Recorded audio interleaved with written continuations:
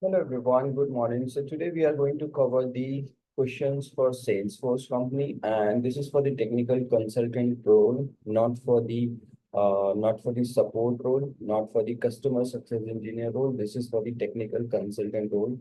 So let me write it down as well.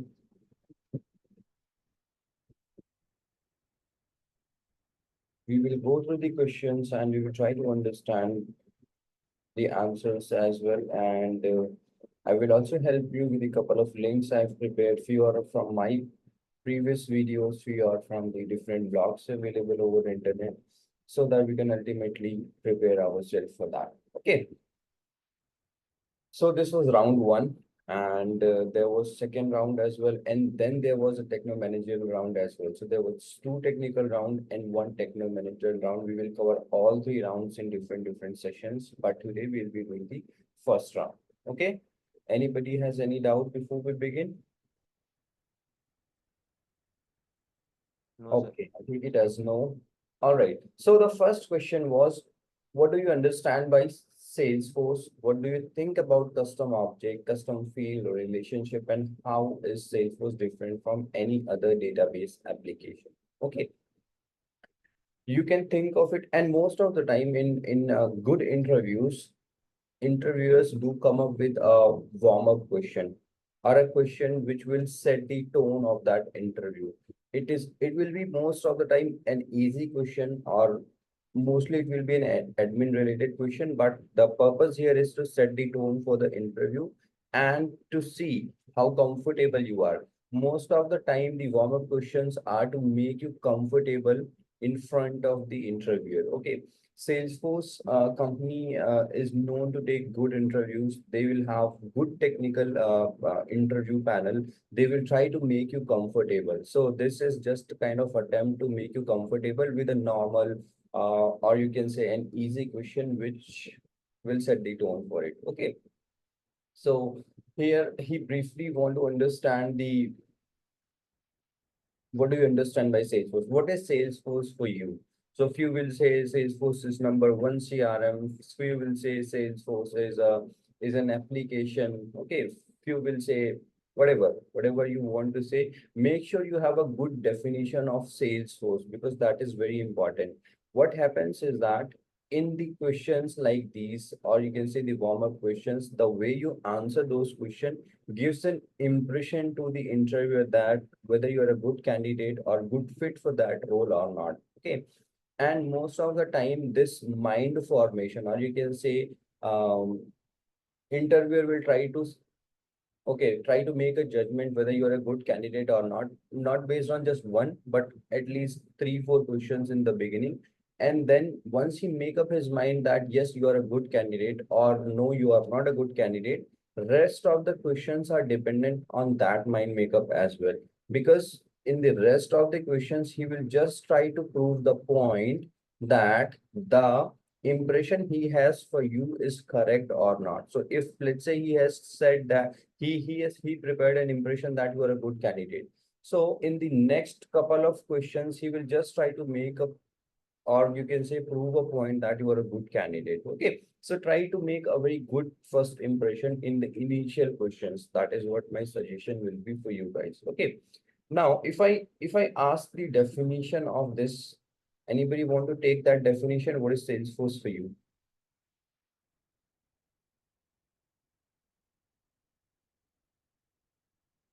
Come on,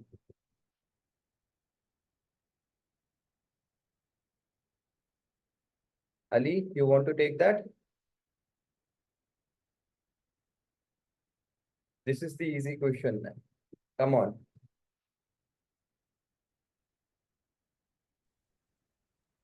Yeah, sir, I can try. go ahead. Yeah, so Salesforce is basically a CRM that stands for Customer Relationship Management Platform. It basically brings the customers and the organizations on one platform, and it assists them to build a better relationship and to assist the organizations to serve their clients better. It can be in multiple ways if we talk about improving their sales or service or any other domains. So that's the basic what Salesforce is, and it is a kind of a multi-tenant environment on which the organizations purchase some licenses, and they are entitled to the services according to the license they have purchased. And there are most of the things, like there are a lot of there are a lot of out of the box features that Salesforce provide for the organizations to enhance their capabilities. And apart from that, it also provides a platform for custom development. So that any custom requirement or any custom business requirement can be served. So there are if we talk about objects and all, so Salesforce has the database model. It stores the data in the form of objects. So we can assume the objects are nothing but data tables. So there are some standard objects that are given that are provided out of the box by the Salesforce, and also we can create custom objects as per the requirement. So the objects that are created by the org itself, like the organization, for example, the developers or administrators are creating some custom objects apart from the standard ones. So those are the custom objects. And similarly, we are creating some fields. Uh, so if we talk about standard and custom objects, there are some standard fields that are available that is modified by and be created by. And apart from that, we can have n number of custom fields according to our requirement that we create on our own. So that falls under custom fields. And then we have relationships. Should I go ahead and talk about relationships also? Yep. Okay, nice. So the way you answer this, do expect couple of cross questions as well. Okay, I believe that all the questions which are written here are few are the part of negotiation, few are the part of conversation as well. So when I say okay, this is CRM and then this has licenses, they can be questions on licenses. They can be questions on whether it is a software as a service, platform as a service or not. When we go to relationship, then they can have couple of cross questions, but this is just a warm-up question. Okay, so just keep it crisp and precise, and then we will be good to start with the real questions. Okay, yeah, but this is the good answer. Salesforce basically is a CRM. Okay, and this helps organization to do better whatever they are doing. So if they are selling, it will help them to sell better. If they are doing customer support, it will help them to deliver or to serve their customers in the best possible manner due to all the features and applications and automations available inside this CRM. Okay, and you can frame your own definition, because that is the best chance for you to deliver the best answer on this question. Okay. All right, explain the entire Salesforce security model. Okay, here you want to understand your understanding of security model in Salesforce, how data is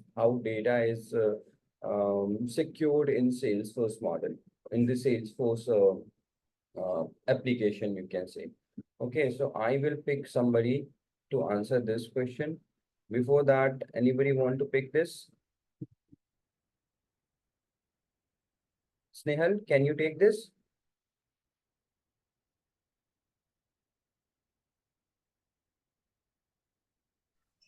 Hello. Yeah. Yes, sir. I'm in meeting, sir. Okay, okay, no problem. No problem. Anybody want to take this, guys? These are easy questions, so I do expect you guys to pick this and answer this, because these are not difficult questions. And don't tell me that you were not prepared to answer, because the whole purpose of these sessions is to, throw the questions on somebody and get the answer of it. And if nobody is able to answer, then I'll try to explain my way. Okay?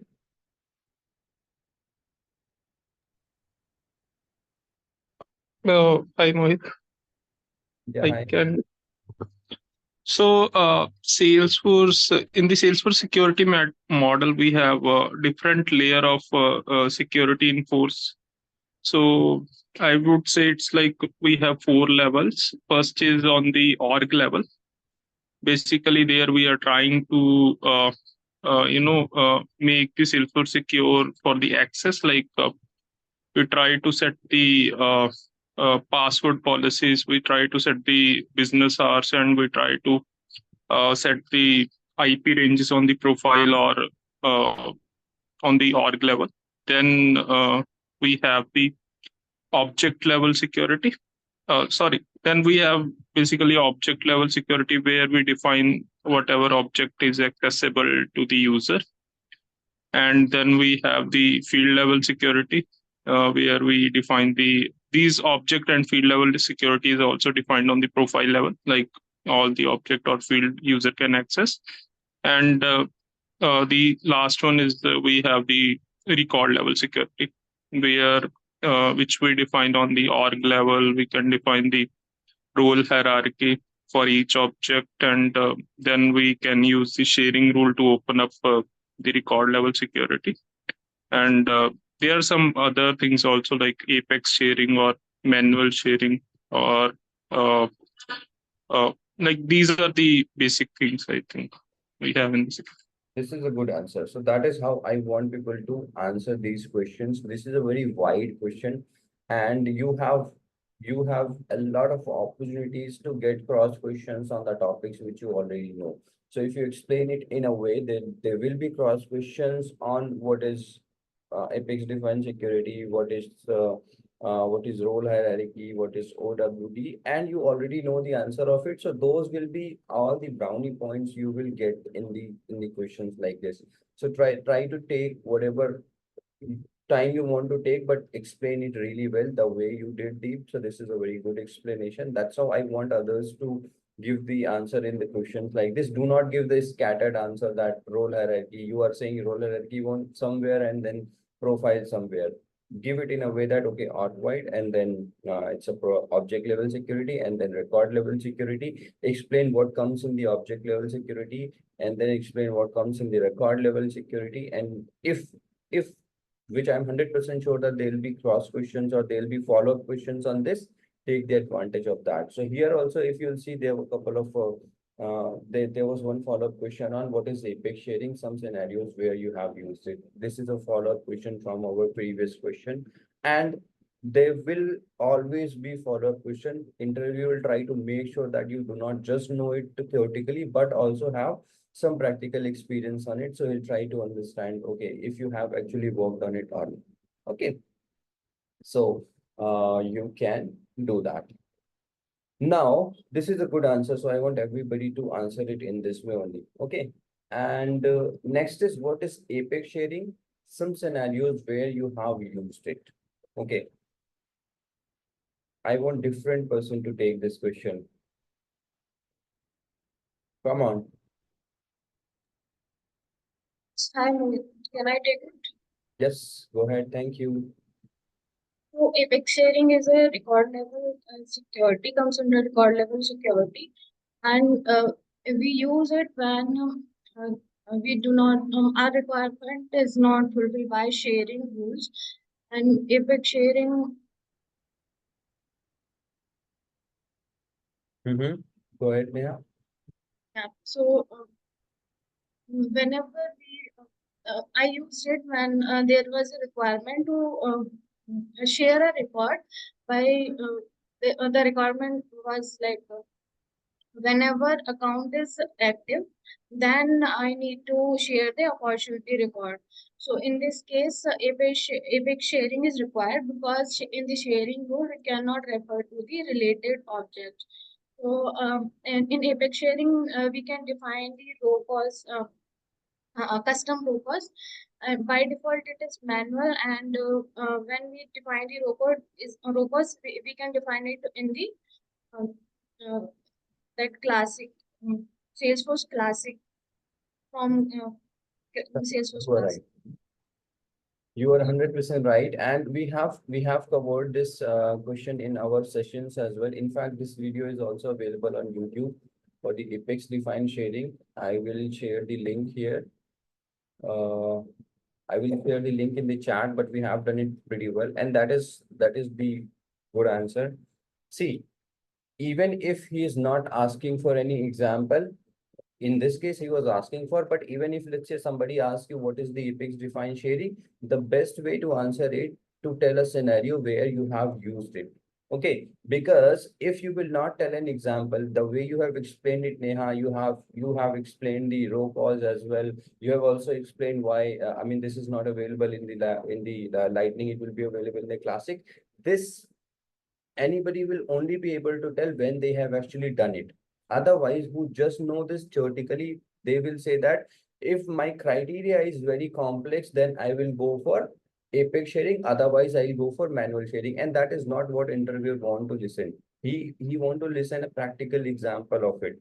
The way you explain practically, okay, because we were not able to navigate to the related objects field, and that is why, because that cannot be done in the sharing rule, that's why we went for the apex sharing. So this way only only will somebody will be able to explain if they have done it, and that is what I want.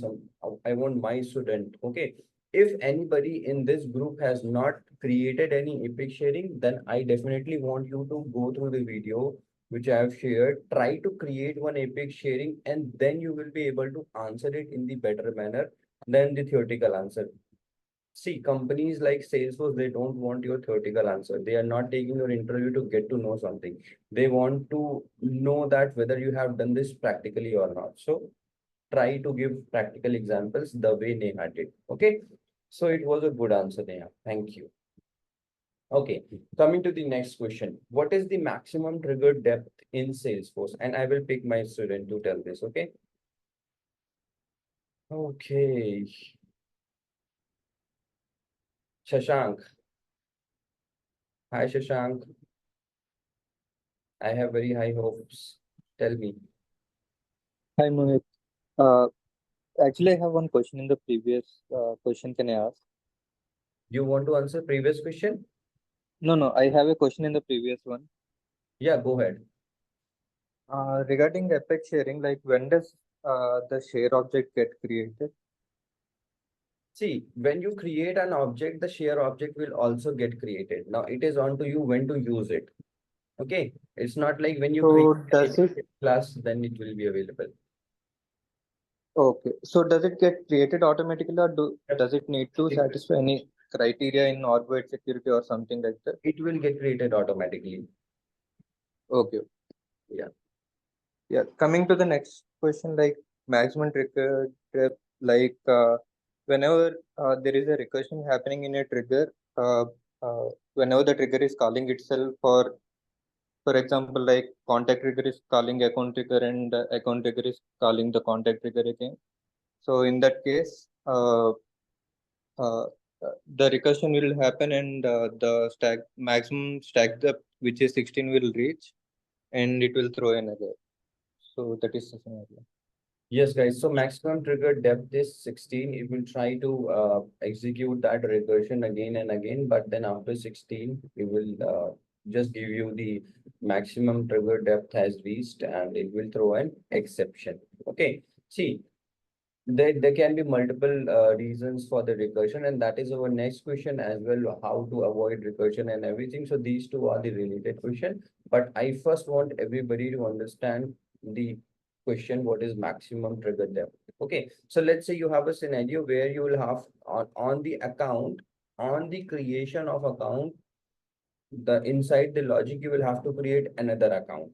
Okay, so there is a trigger on account, after insert, and then inside that you are creating another account. Because of that account creation, trigger will be called again and again and again until it reaches the maximum depth. Okay, even though he want to get to know only the number, what is the maximum trigger depth, if you answer it with the help of example, it will give a better impression in front of interviewer that you not only know the limit, but also the scenarios where do you get it. Okay. Okay, Neha is saying, sometimes I get blank even though I know the answer. This is the problem with me. Please explain how to overcome this problem. See, Neha, this happens with almost everybody. So when somebody asks a question, even though when we know the answer, we sometimes don't feel confident about answering. Sometimes we don't feel, sometimes we start feeling anxiety about how to answer it and all. So this happens with everybody. The only way to overcome is to, just answer it. Don't go out of your comfort zone. Do not think about what others will think. Just answer it for your own sake, for your own betterment, for your, just to check yourself that whether you'll be able to answer it or not. Just go out of your comfort zone, because what I see is that most people stay in the comfort zone. They feel that no, it's not necessary. They'll stay silent. But then when the real interview comes, then you feel that now you have to overcome all of those anxiety. But here, if you start answering here, then in the real interview, you'll feel that those will be even easier than our sessions. Okay. So take the questions, answer it, good or bad. See, nobody's going to judge you here. Even if you answer it something in not the best possible manner, that is not a problem, because that is not the purpose of this. The purpose is this, that if you are not able to answer something, then somebody else will this. If nobody will do, then I will do. But by the end of the session, you should know how to answer a particular question in a better manner. Okay, if your manner is already good, then very good. You can go ahead with that. If not, or you can at least get an option to see how others are answering similar kind of questions. So let's say if I ask this question, what is the security model? If I had given that question to you, you might have answered it differently. But now you saw that, okay, how others are answering, and then you can compare, okay, which answer did you like most, the other one or yours? And then based on that, you can even try to improve your answers, or you can say, okay, I can answer it in a better manner. So there is no other shortcut but to go out of your comfort zone and just take the challenge. Okay, nothing is going wrong. Nobody is going to judge you. We all are here for the same purpose, to prepare ourselves. Okay, so nobody is going to judge you here. Okay. Thank you. Okay, I think for maximum trigger, I have given a link as well. This is, I think, okay, this is the post on the maximum trigger depth. I'm going to put it on chat. Those who will be watching it on YouTube, you will get it on the description. So you can go through this link and you can check more about maximum trigger depth, because I'm pretty sure that not everybody knows about this, or even though who know may not know very deep about this. So you can go through this link and try to get to know more about this. Okay. All right, coming to one of the best question of this interview. How can you avoid recursion? Okay. I first will throw this question to Pintu.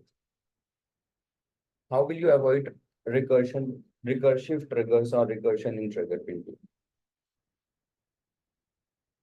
Will you be able to answer it? Come on.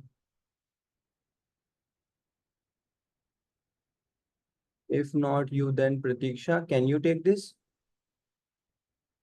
Sorry, Mohit, just now I joined. Okay. Which Okay. question I'll is give going? you some time.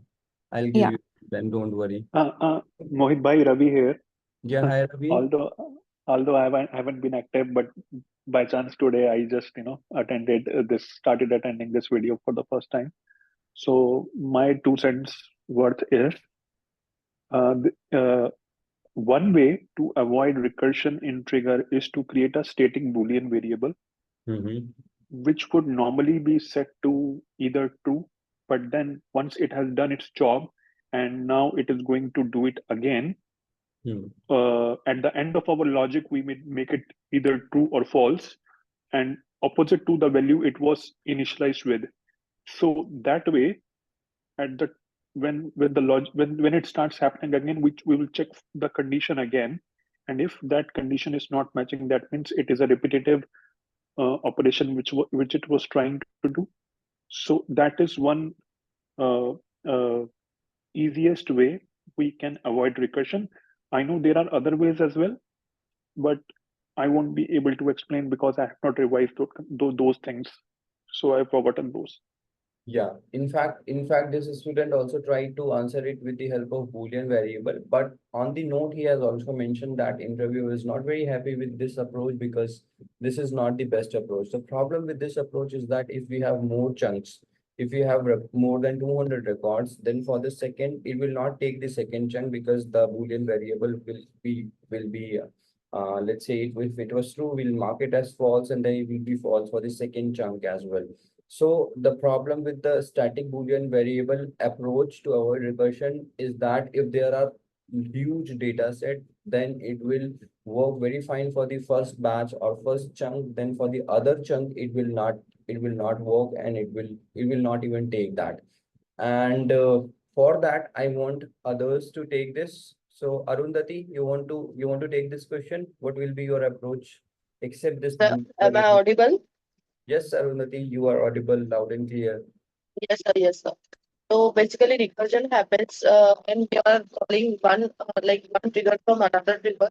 So it may happen that it will follow recursion, that one is following another is following again same trigger. So to avoid it, basically whatever sir said, that we have to follow like Boolean variable. But I have another way, like we can use old map for that.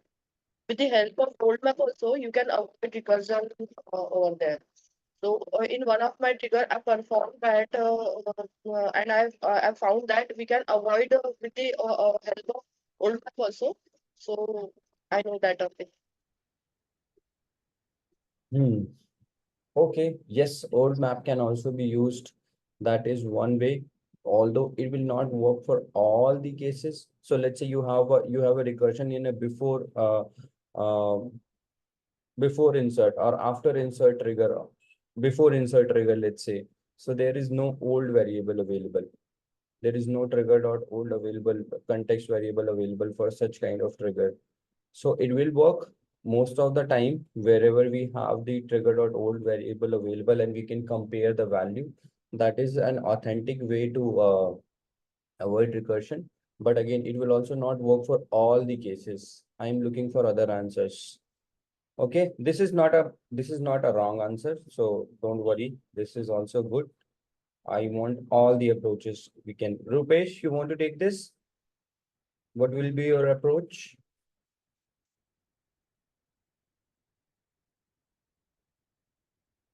And all the people who are joining this. Sorry, sir, I am only aware of the Boolean approach. Okay. I think we can use the static list or set or map. Yeah, not list. Yeah, we can use set. We can use static set to avoid that. Who was answering this? That's me, Rahul. Rahul, yes. We can use the static set, and what will happen is that whatever records we have processed, we can put it in the set so that by the next time when that same record comes in, we have that record. So we will check if that record if that set contains that record, then do not process it. Otherwise, process it and then put it on the set. Okay, so that approach works really well because we have the records which have been processed in the set. They'll not be duplicated. Okay. Plus, if we have not processed it, we will process it and then put it on set. Otherwise, it will already be in set, so we will not process it. The only problem with that approach is that if we have same record, we are doing insert as well as update on that. So let's say for insert, we have put it on set, but when that same record came for the update, we will not be able to do that update because that record will still be in this set. And because if it is still in set, we will not process it. So that update operation will not be performed on that record. So this set approach is really good, but it also has a loophole that if same record is supposed to do insert and update both, then one operation will not be performed on it. Okay. So to overcome that, we use the static map where we not only store the record, but also the operation time.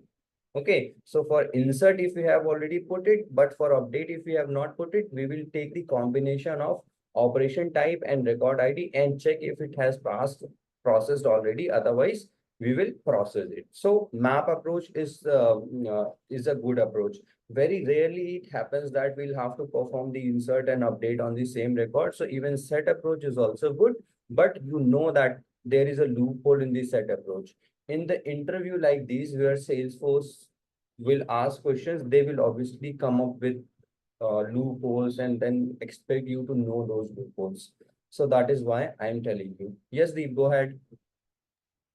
Yeah, Mohit, just I have a question like in our batch, right?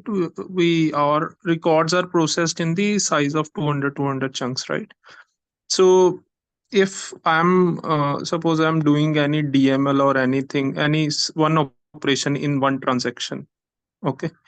So it will be like for 200 record, I will be doing one DML, and suppose if my record size is very large, maybe 50,000 record, right, it will eventually fail because DML limit will be exceed, right, for that transaction. So how can I take that, or maybe how can I keep that uh, uh, in like how can I resolve this issue? Sorry, you want to resolve what? The record, there are so many records and you want to process all. You don't want Yeah. DML to fail. So if there are bulk record you're updating or inserting, you can use bulk API 2.0, you can use data loader, you can use batch epics. I mean, not the synchronous way, but the asynchronous way to do that, to be able to process more records.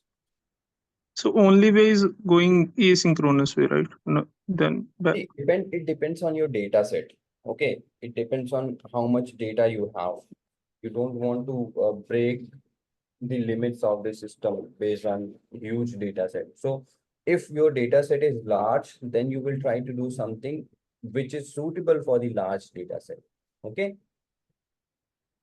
okay. So yeah, just if like if I have 30 more than 30,000 records, and like each 200 record will be executed in each chunk, and one like I have 150 DML, right? Every time I'm doing one DML. So after 30,000, my records, like I will get the exception. It is exceeding. No. See, what happens is, let's say you have in total 150, but those 150 are not in a single transaction. They will be in a different transaction, right? Yeah. One No, transaction, one batch transaction will pass the 200 records, right? in the trigger it will be same transaction, right? Okay, I want others to confirm this. Let's say you have 30,000 data you are passing. Okay, trigger will process in chunks of 200 records. Okay, Yes. so all 30,000 will be processed in a single transaction, or there will be multiple transactions. There will be multiple transactions according to like we have 200 records, then it will have one transaction. Another 200, then it will have another transaction. It will consider as another transaction, not a single transaction. Yes, Nitish, you are there. Nitish, I think left. Priyanshu. Yes, sir. I think, sir, in one transaction we can process up to 10,000 records. So take multiple transactions. Others, come on.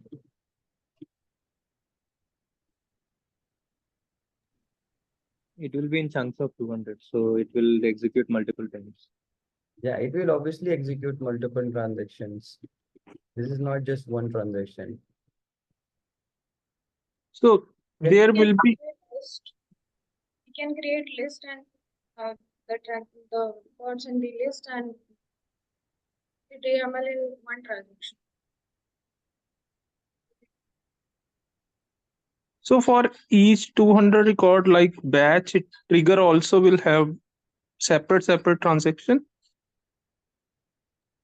Trigger will get the records in 200 chunks, but DML we can perform, like we can add the records in the list, right? And after that we can perform the DML operation.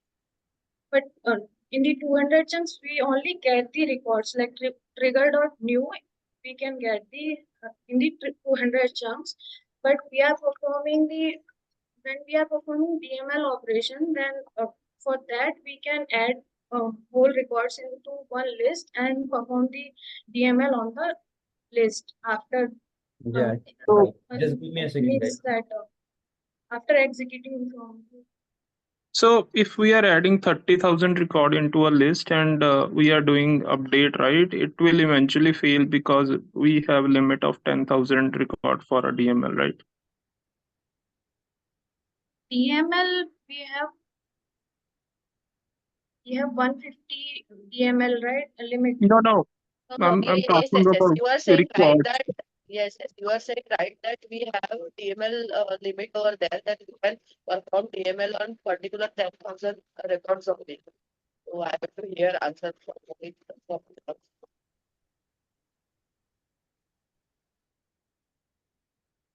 Did you get the answer of your question, Deep? Uh, so just Mohit, I'm just want to confirm again. So for each chunk, we will have a separate transaction. This is what correct answer is, right? What we are saying for each, see, let's say you have 30,000 total records, right? You are Yes. processing it, there will be a loop on trigger.new. This loop on trigger.new will pick 200 records every time. Okay, there will be multiple iterations of your 30,000 records. Okay, Yeah. then you will keep on putting it in a single DML somewhere in the list, right? By the Mhm. end of the processing of all your 30,000 records, you will perform a single DML at the end. It's not like So performing a DML for every 200 chunk. That is not what okay, you will be doing. You will be just adding those records after processing them inside the loop.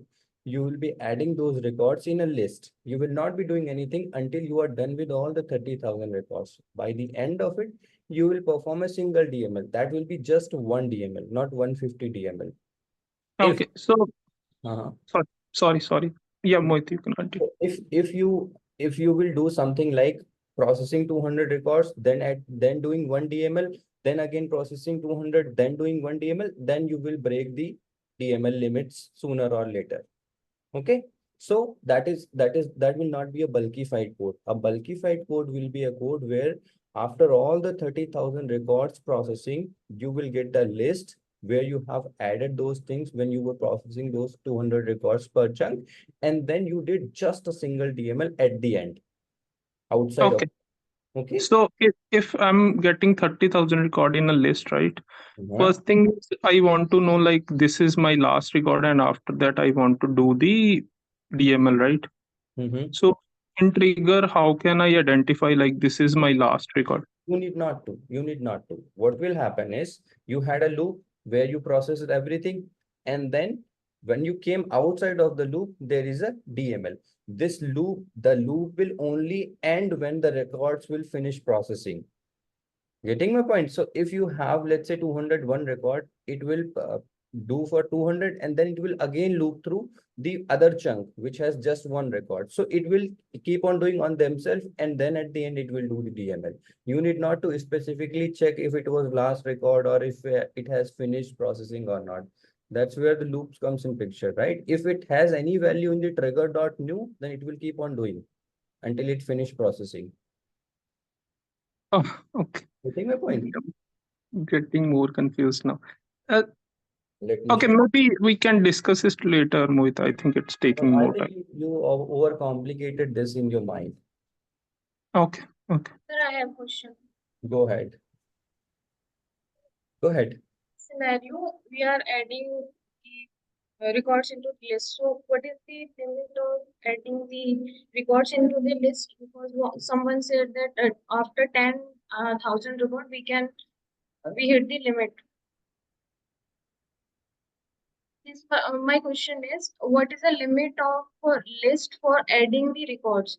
There is 30,000 records. So we hit the limit. No, I don't think we will hit the limit. We will hit the limit for 50,000.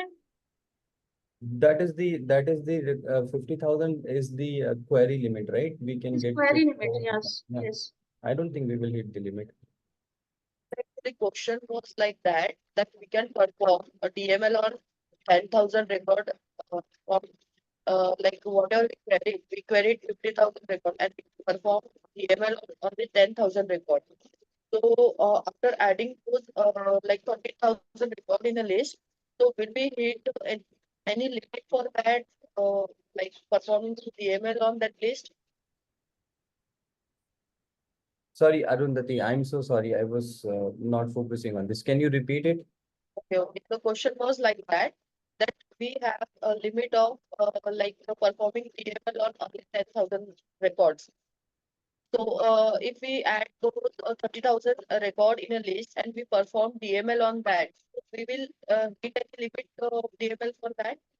No, I don't think there is such limit that we can only add 10,000 records in a list, and then No, if no, you no, not least. We can perform 10,000 DML on 10,000 records. We have limit. no, there is no such limit that we can only perform DML on 10,000 records. Where is Okay. that? Can you show me the link or anybody? So, Not Mohit, sure. we have the governor limit, right?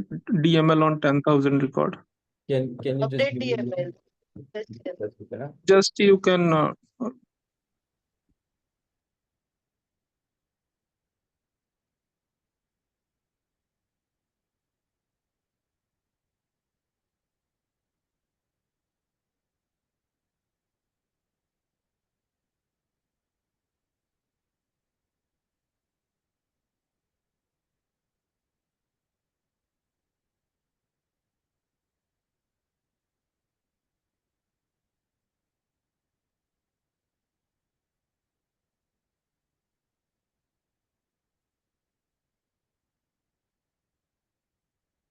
You're talking about this limit?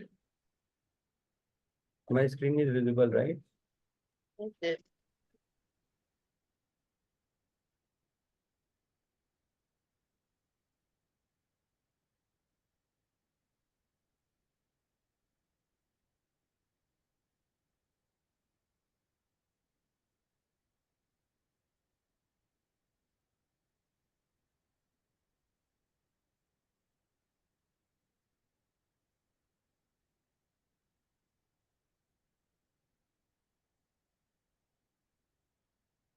Yeah, so if you have a data set which requires you to update more than these records, these many records, then you will have to go with the batch epics.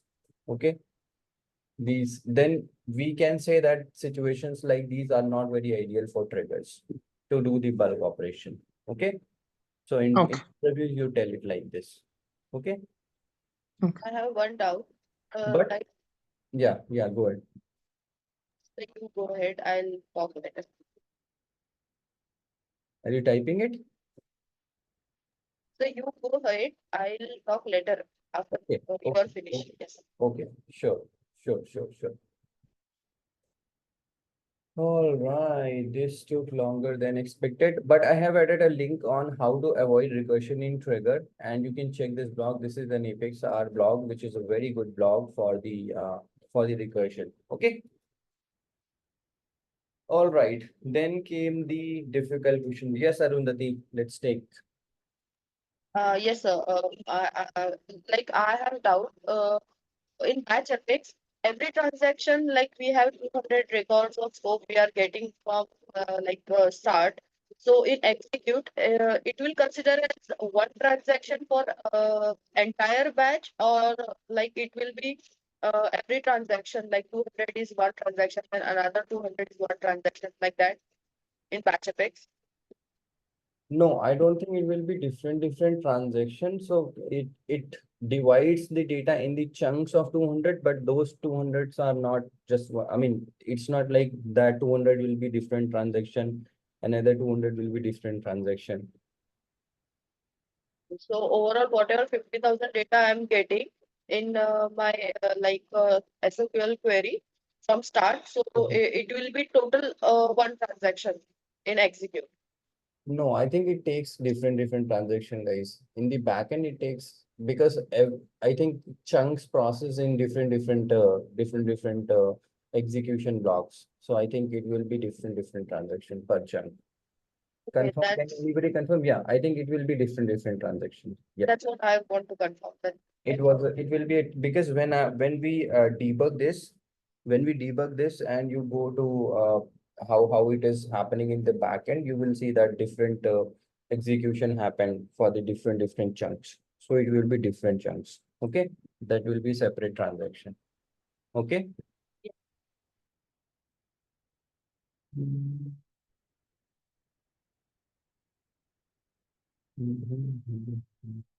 Okay.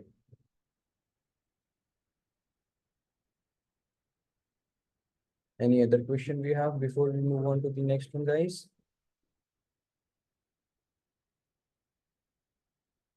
Ravi, did you get the answer?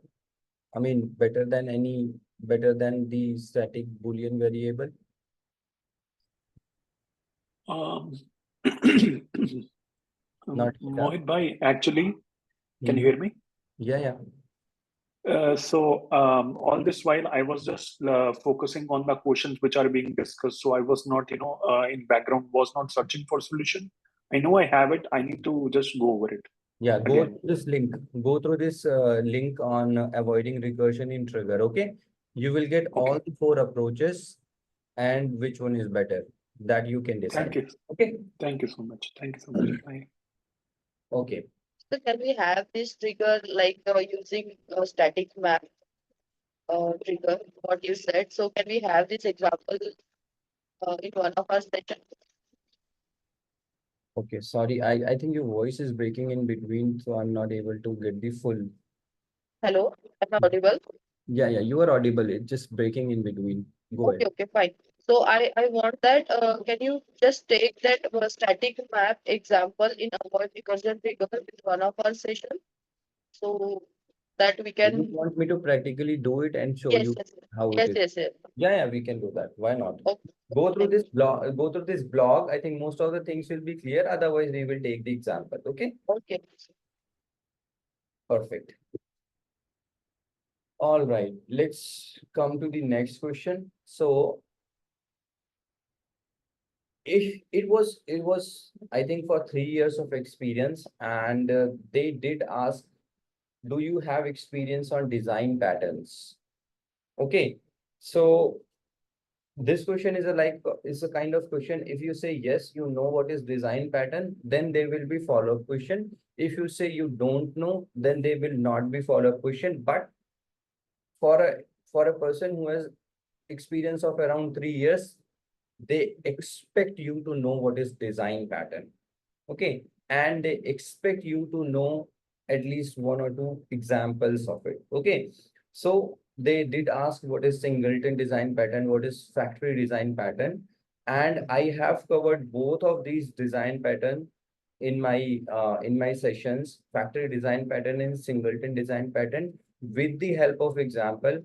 Both the links are available. Those who don't know or those who were not part of these sessions, these videos are available on YouTube. Let me click it one by one. So this is factory design pattern. Okay. And this is singleton design pattern. I want you all to go through these practical examples, and then you will be in a better place to tell what are these. Okay.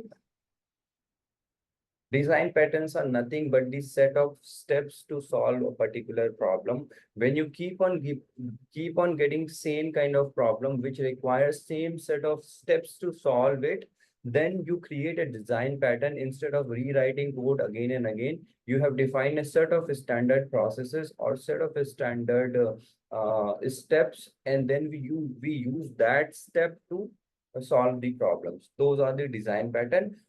And if you want to know deeper about them, what are the factory design patterns, singleton design pattern, go through this video. You will be able to understand everything because we have done it practically.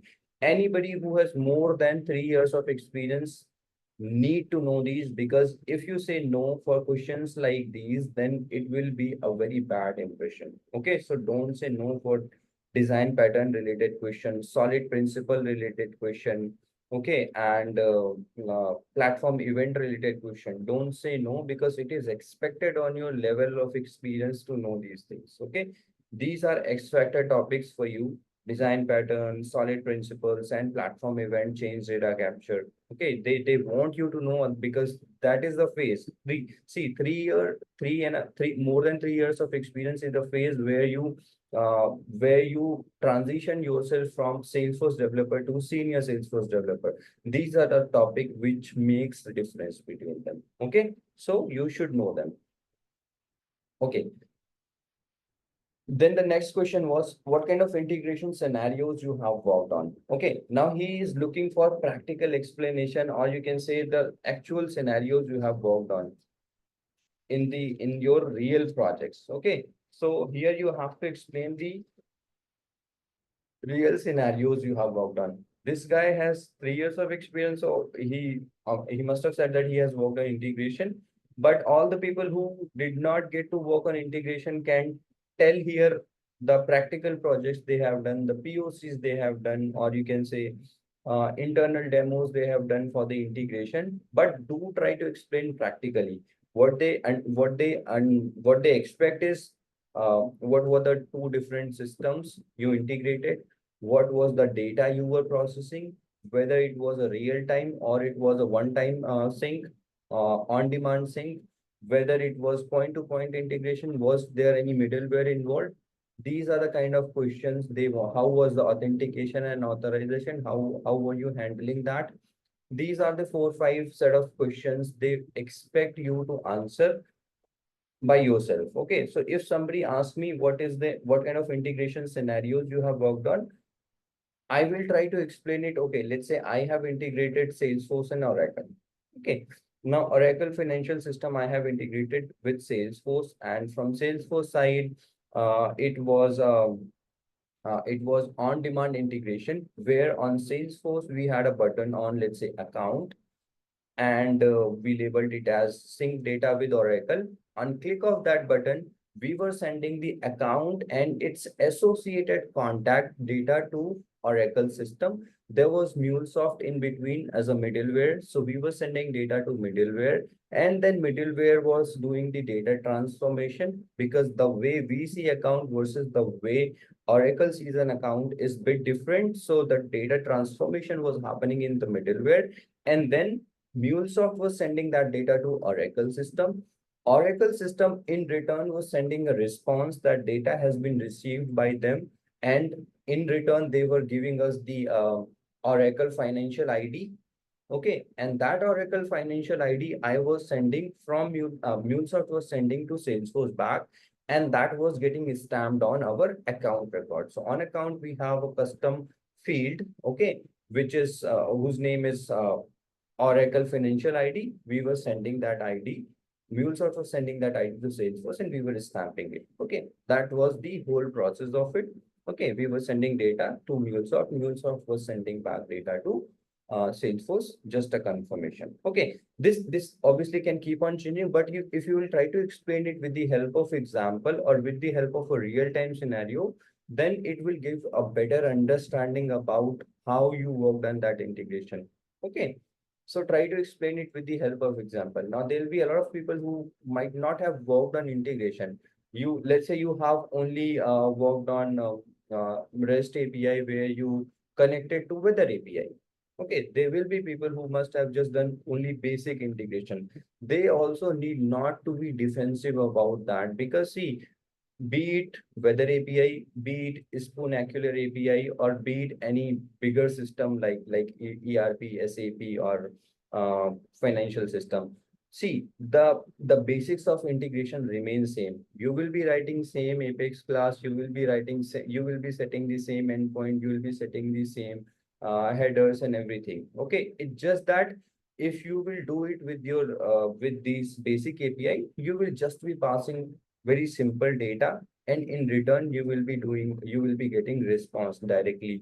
There will be no middleware in between. There might be no authentication and authorization. That is the only difference. Otherwise the flow remains same. You will be sending something to the third party will be sending you something back. So even if you have just done the weather API, you need not to be very defensive about it. Do not feel that you did not do anything, because the real integration is still remains same.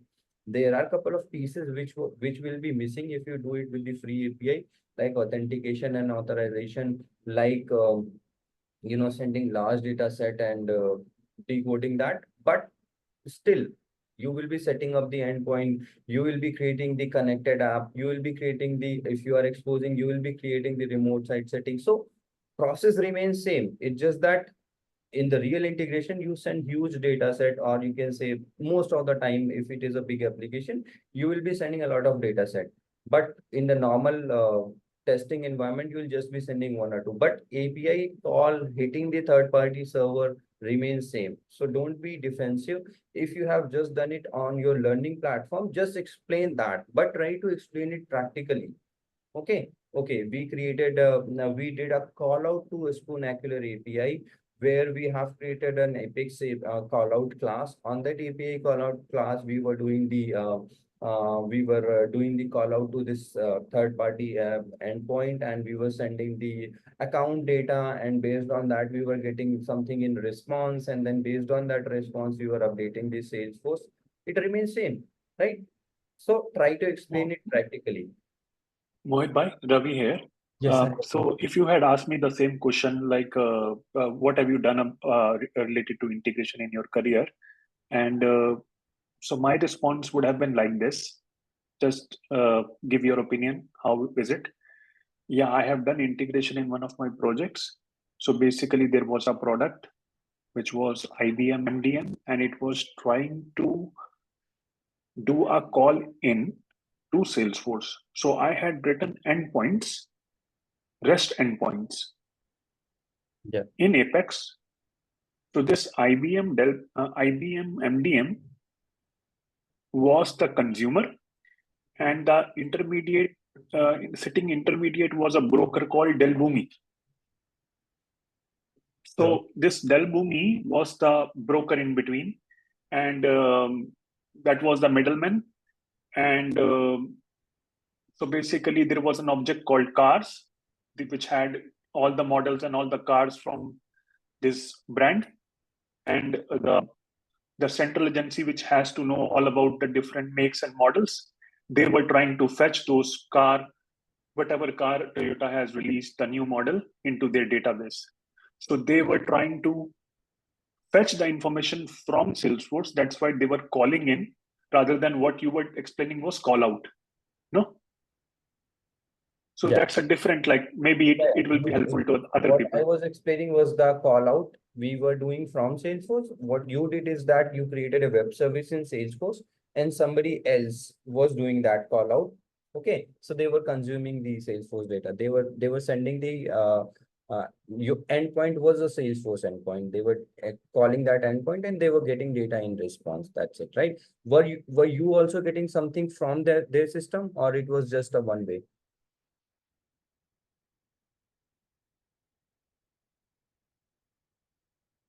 Ravi?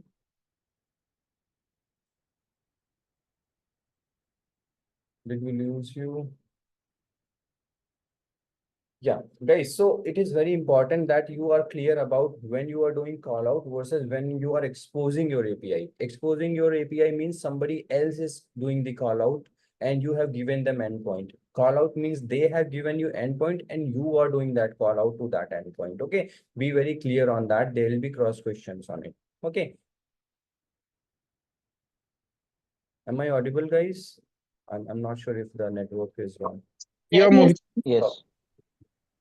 ठीक है, तो simple सी बात यह है कि integration से घबराना नहीं है, ठीक है।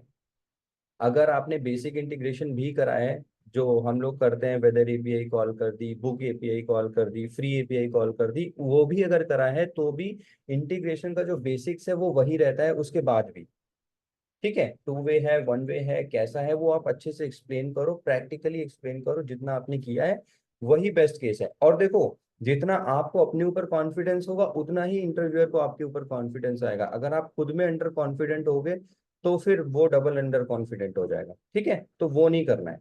Okay, all right. What do you mean by point-to-point integration? Point-to-point integration is that when there is no middleware in between, point-to-point integration means that you are calling the third-party system, okay? And this integration is very rigid between these two systems that you can call only that third-party system. So let's say you have to do a call out to this system, you will do that. But if you'll have to use the same kind of call out to call another system, you will not be able to do that. See, both of these systems are tightly coupled. The call out will only work between these two systems. So let's say in future, if there are 3 more systems, you will have to write 3 different call out code again. You cannot reuse the pieces of this call out.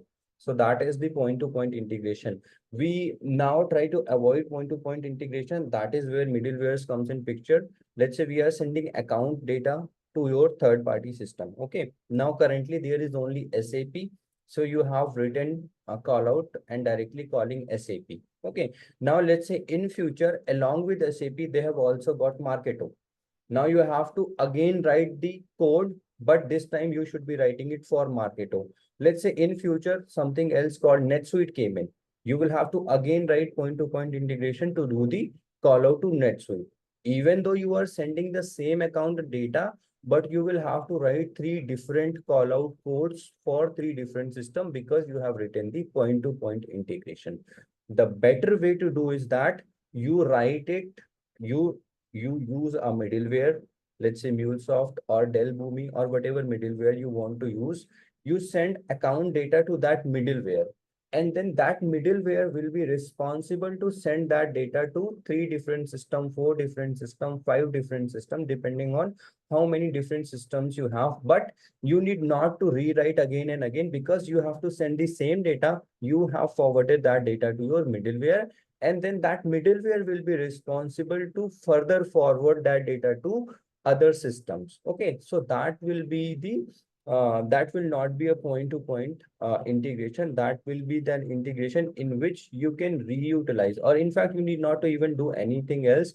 You just need to send data to middleware, and middleware will be passing that data to your other system. Okay. So I hope you got some understanding about this. We will cover rest of the questions tomorrow. I'll stop the recording and then we will take your other questions as well. Okay.